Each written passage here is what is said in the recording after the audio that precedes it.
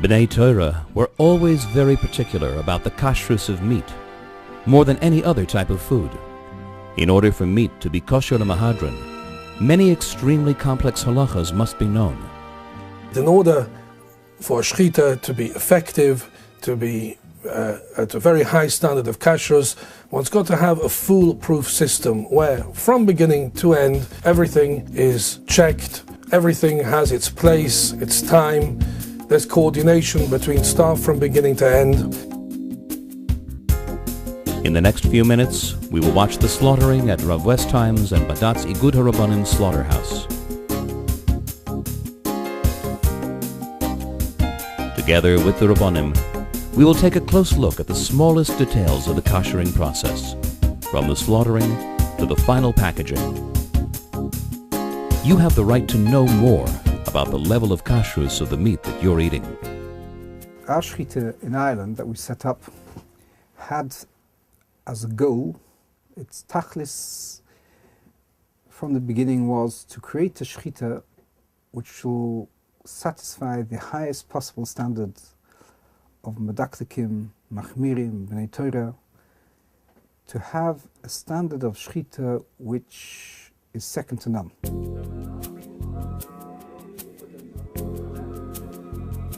First of all, the team is made up of approximately 13 people every week. Shochtim and Bodkim, who are Talmidei Chachomim, Yirei Shamayim, and the biggest experts we could find in Eretz Yisrael. אני בתחום של השחיטה ברוך השם למעלה מ-20 שנה.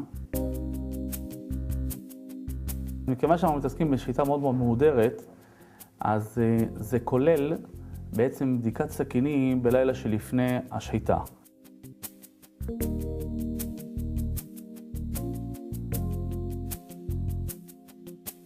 There's no electricity used in bringing them into the mokim hashchita, which is important.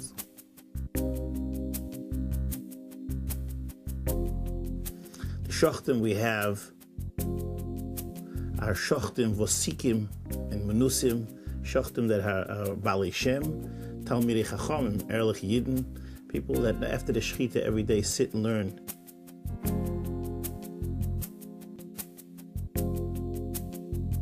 השחיטה היא מתבצעת כאשר הבהמה מונחת, כאשר היא בעצם מונחת על הגב שלה, ולא כמו במקומות אחרים שהבהמה היא בעצם עם הראש מורם כלפי מעלה. שזה בעצם נותן אפשרויות הרבה יותר רחבות לשחיטה, הרבה יותר טובה, הרבה יותר מבוקרת, הרבה יותר נכונה.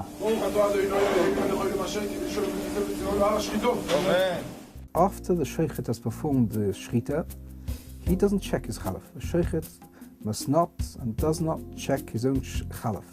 There is a boidik sakinim, a person specially appointed whose job is only to check chalafim. The chalaf is checked after every shechita, and in the slightest change in the chalaf, slightest shinui, the chalaf won't be used anymore. Every chalaf must, before each shechita, must be as perfect as it was before the very first animal is shechted with the chalaf. There are always two shachtim who work in rotation, and the sheikhet has every assistance to help him do nothing but the maaseh hashchita, the action of shechita.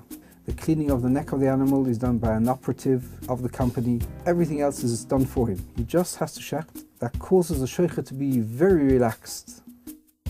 There is, in addition to the two shachtim and the boidik sakinim, we have a very eminent Moirei Roa who is himself expert sheikh to boidik, Arav Ephraim Kremizi, which adds another level of security to the kashrus of the shechita. After every 5 shechitas, the chalaf is dried by the boidik sakinim, and the chalaf is checked dry, which is also very important because sometimes you can feel better a slight problem on the chalaf when it's dry more than when it's wet. A sheikh doesn't shecht more than 30-40 minutes at a time, and he's got plenty of time to relax, to shtel his chalofim, so that he doesn't lose his feel of what he's doing. אנחנו בערך אחרי שחיטה של 40 בהמות, שחיטה נעשית רגוע, בלי לחץ, יש עכשיו משהו כמו 35 דקות, 40 דקות הפסקה. The standard of chalofim is incomparable to a system where one doesn't have a boidik sakinim. It's not just a hidur, it's an absolute must. Those Rabbonim who are involved in these kinds of shchitas in the United States or South America all say the same thing. This is a must, a boidik sakinim. After the shchita, the animal goes through the procedure on the line of skinning, etc. There's a mashgiach at the point where the head is removed from the animal to mark the tongue, to number it, and he's in close proximity to the mashgiach who's standing next to the boidkim to make sure that they get the numbers right and the numbers tally. There's a visual and verbal communication between the mashgichim at the main points. We're also careful as the operatives cut open the belly of the animal. We don't allow any saw to be used to cut into the bone. In case the saw may penetrate into the cavity where the lungs are and maybe remove a sircha or cause some problem to the lung. We have a very expert boidik pnim who not only checks the lungs, but it also checks the hemsis.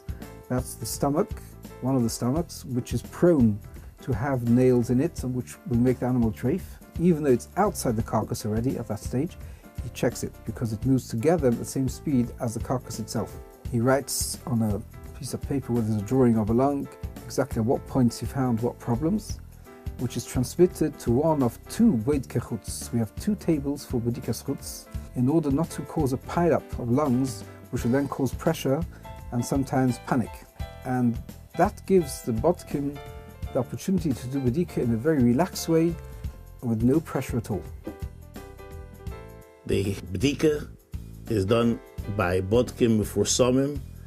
Both the boidik pnim and the boidik chutz are incredible talmidei chachamim. And they check and pass behemoths either as kosher, regular kosher, which is not glatt, or glatt. But we have an extra level, which is chalak beis Yosef, where there are no sirchas and no ririn. Those are the three standards that we have, which gives an added hidur to the beef that comes out of our shchita. One of the things that we've instituted is, of course, a chalak beit Yosef shchita, which is lemahadrin sheb mahadrin.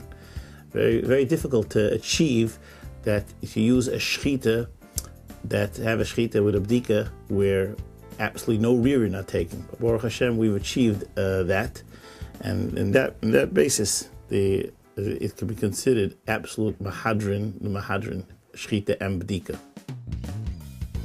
When the behemoth is pronounced kosher, the cheeks will be sealed by a mashgiach at the end of the line, who seals the cheeks, he'll seal the livers, he'll seal the tongues, and all that is done with constant contact by walkie-talkie with the mashgiach who's standing next to the boidke chutz and who keeps count of the numbers constantly. And those numbers and that verification is checked twice or three times, just to make sure that there are no mistakes. And at the end of the day, the whole list has gone through again. The list that mashgiach has got next, the one who's standing next to the bedikas, against the list that the other mashgiachim have got, and to make sure that there are no mistakes. There's another mashgiach who actually stamps each carcass with a different stamp for glatt, different for chalak beit Yosef, and a different stamp for regular kosher. And he's also in constant communication with the mashgiach at the point of the bedikas to make sure that he gets the right stamp on the right animal. It's a system which one can just mention in 5 minutes or 10 minutes, but it took many months of a lot of thought and input to achieve the system which we have today, which is really second to none. Once the beef has passed all the veterinary inspection, it's taken to a very large fridge and they are hung in different rows, again, different rows for glass.